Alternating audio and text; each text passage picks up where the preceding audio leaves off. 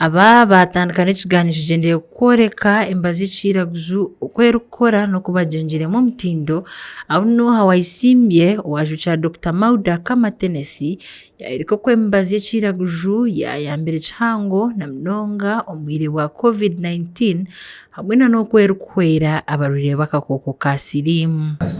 If not all, we use the herbs. Either we got the herbs and we steamed ourselves, or we procured essential oils for use, or we used some decoctions processed by traditional medicine practitioners for use during COVID.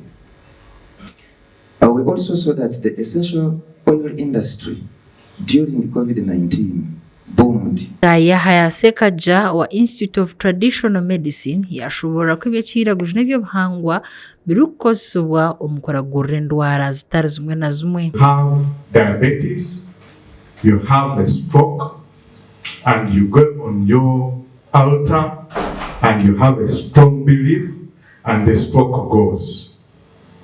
It is not possible. But also it has a lot of influence on most of those aspects. Professor Barije Godfrey ushomesa Mbarara University of Science and Technology yashaba ko habaho kwongera omutindo omubazi y'iciraguju no kuguza embazi ahakatare. Trade to global markets, and in that regard we need to know what is that healing we are talking about, because we need to know the types. So in the researches we've done, we have one which is called transition in tradition, and we are trying to talk about what we call the indigenous knowledge systems for sustainable development.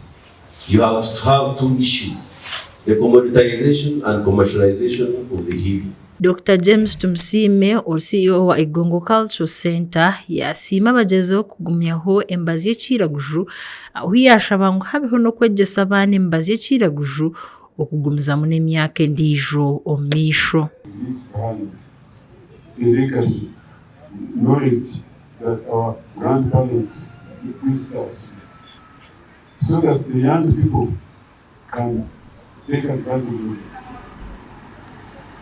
Traditional medicine are suffering because it's under stress. Dr. Daniel Chabayinze yasima bari gukora embazeji okuragura amagara g'abantu kandi yabashaba kutaho buryo okora omubazi gwo kurwanisa Omushwija Gw'Ensiri. And find a medicine which will do two things. One, prevent malaria at home.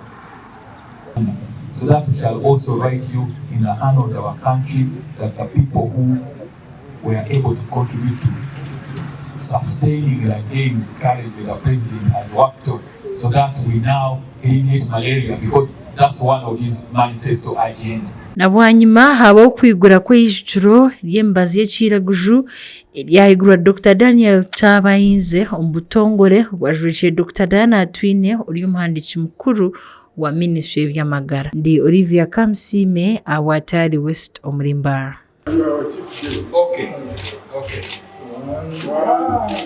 For God and my country.